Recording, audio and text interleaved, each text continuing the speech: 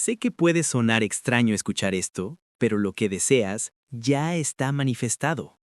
No existe retraso en el campo cuántico.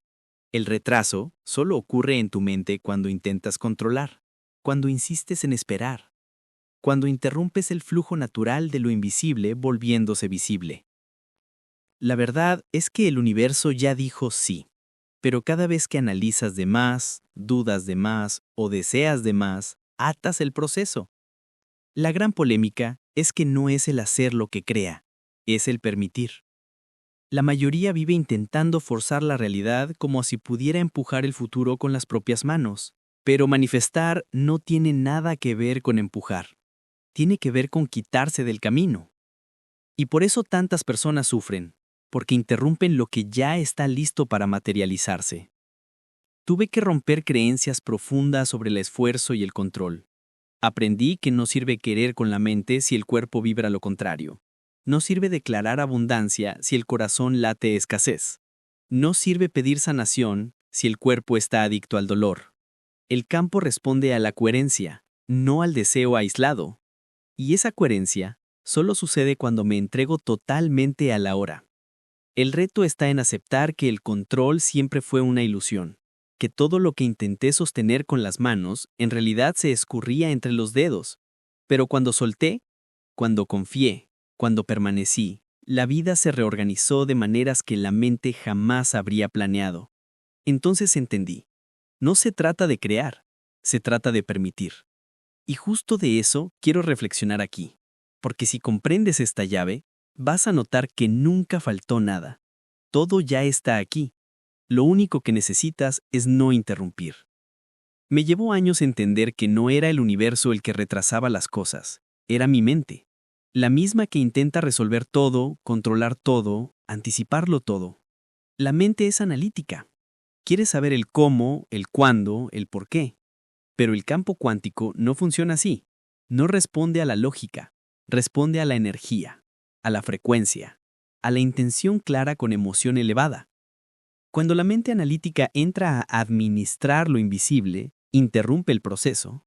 Es como tratar de germinar una semilla escarbando la tierra todos los días para ver si ya creció. La impaciencia es el reflejo del ego que quiere pruebas antes de tiempo. Y en ese movimiento cortamos el flujo. Manifestar no es hacer, es permitir. Y permitir es lo opuesto a analizar. Es confiar sin evidencia, sentir antes de ver, permanecer en coherencia aunque afuera aún no haya cambiado nada. Para eso, necesité silenciar la mente analítica en mis meditaciones. Fue incómodo. Gritaba, esto es una pérdida de tiempo, no está funcionando, tienes que actuar. Pero mientras más insistía en calmarla, más sentía que algo se abría. Una inteligencia que no venía del pensamiento, sino de la presencia. Una certeza que no era lógica, sino energética. Y ahí, todo empezaba a suceder. Es impresionante cómo la mente analítica ama tener la razón, aunque eso signifique seguir creando la misma realidad limitada. Prefiere lo conocido del sufrimiento a lo desconocido de la transformación. Ese apego al análisis nos ata al pasado porque analizar es revolver datos viejos, mientras que manifestar es acceder a posibilidades nuevas. La mente analítica sirve para resolver problemas, no para co-crear milagros. El problema es que la mayoría vive en modo supervivencia, activando esa mente todo el tiempo. Así, no hay espacio para lo nuevo, no hay espacio para que lo invisible se materialice. El primer paso para permitir lo que ya está manifestado es dejar de pensar en exceso. El campo cuántico no entiende el tiempo como nosotros. Para él, todo existe en potencial. Eso que pediste, visualizaste y cargaste de emoción ya fue registrado. La respuesta ya ocurrió. Entre el campo y tu experiencia física solo hay un obstáculo: tú. El retraso no viene del universo, viene de la resistencia que pones en medio. Lo viví al estudiar sanaciones. Personas que al entrar en estados alterados de conciencia reconfiguraron el cuerpo en minutos. El campo ya tenía la información, pero tuvieron que salir del estado de supervivencia, de la ansiedad y la expectativa. Fue cuando se rindieron que el milagro ocurrió. La respuesta no llegó después, siempre estuvo ahí, esperando permiso. Es como encender el radio y sintonizar una estación. La música ya está transmitiéndose, pero no la oyes si estás en otra frecuencia. No es la estación la que se retrasa, eres tú quien debe ajustar el dial. En el campo cuántico es igual. La manifestación ya está vibrando.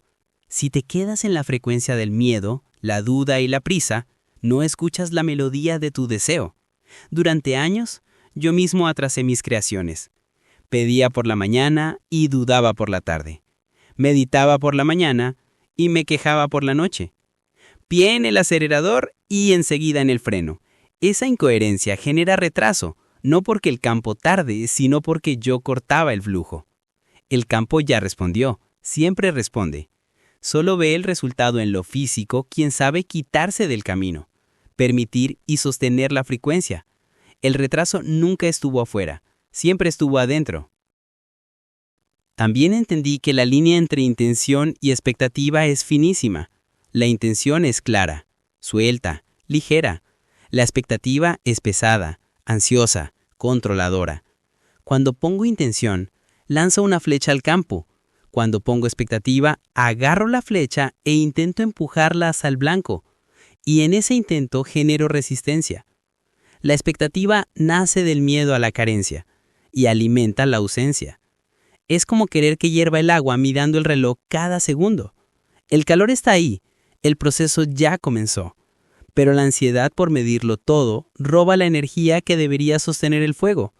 Descubrí un secreto simple y profundo. Desear, sí, y luego soltar. Declarar, sí, y luego confiar. Sembrar, sí, y luego permitir. Cuando la expectativa se vuelve ansiedad, se transforma en resistencia y la manifestación deja de fluir. Noté además que mi mayor enemigo no estaba afuera, sino dentro, mi propio cuerpo. Aprendió a vivir en estados emocionales tan repetidos que se hizo dependiente de ellos. Ansiedad, miedo, culpa, frustración, drogas internas. Cada vez que yo intentaba abrirme a lo nuevo, el cuerpo me jalaba a lo viejo. Esto no es seguro, no es familiar. El cuerpo puede secuestrar la mente. Decides abrirte a la abundancia, pero la química dispara escasez. Declaras salud, pero la bioquímica insiste en el dolor. Es un bucle químico que mantiene a la mente prisionera. Y cuando el cuerpo manda, no hay entrega, porque entregarse exige soltar lo conocido. Tuve que entrenar al cuerpo para vivir en el futuro. En mis meditaciones evocaba emociones que aún no conocía. Respiraba gratitud por algo que todavía no pasaba. Me inundaba de alegría por un futuro sin pruebas. Poco a poco el cuerpo aceptó la nueva química. Fue como desintoxicarme de una droga invisible. No fue fácil. El cuerpo pedía sus viejas emociones, pero cada no al patrón, y sí al nuevo estado de ser, debilitaba esa cárcel. Reprogramé al cuerpo para evitar el presente expandido. Y cuando dejó de ser freno, la entrega sucedió. Sin conflicto entre pensamiento y emoción, el cuerpo se volvió aliado, y en ese alineamiento, lo invisible encontró espacio para hacerse visible. También confundí permitir con rendirme. Creía que permitir era cruzarme de brazos, pero permitir es un acto activo, es dejar de pelear contra el flujo y alinearme con él, salir del control mental y entrar en la coherencia entre mente y corazón. El control nace del miedo. La coherencia nace de la unión entre intención y emoción. No es pensamiento positivo vacío, es pensar abundancia y sentir abundancia, pensar sanación y sentir sanación. Esa unidad crea el campo magnético que abre puertas. Desaprendí mi manía de controlarlo todo y comencé a respirar más profundo, a silenciar, a permanecer en gratitud por lo que ya existe en el campo. En ese estado, la sincronicidad me encuentra sin esfuerzo. Y cuando entro en coherencia, no solo permito que la manifestación suceda, también cambio biológicamente. El corazón se estabiliza, el cerebro entra en ritmo armónico, la energía fluye distinto. El cuerpo entero reconoce ese estado como verdad. Es como decirle al universo, estoy listo, sin pronunciar una palabra. Comprendí que de nada sirve querer si no me vuelvo compatible. El universo no responde a lo que pido con palabras, sino a lo que vibro con mi ser. Puedo desear prosperidad, pero si cargo la identidad de escasez, el campo me devuelve más de lo mismo. Somos como imanes, no atraemos lo que queremos, atraemos lo que estamos calibrados para hacer. Cuerpo, mente y emociones emiten una firma electromagnética. Esa firma es el pedido real y casi siempre está alineado al pasado, no al futuro que digo querer. Hubo una etapa en la que hablaba de transformación, pero vivía reactivo. Pedía paz, pero cultivaba estrés. Pedía libertad, pero repetía hábitos que me ataban. El campo no podía entregarme lo que yo no sostenía. La práctica, meditación, coherencia cardíaca, resignificar mis historias, fue la que alineó mi vibración con la realidad que quería experimentar. No era el universo el que cambiaba, era yo. Y cuando yo cambiaba, todo respondía. El deseo es la invitación. El estado de ser es el boleto de entrada. El ego siempre quiere el mando. El cómo, el cuándo, el por qué.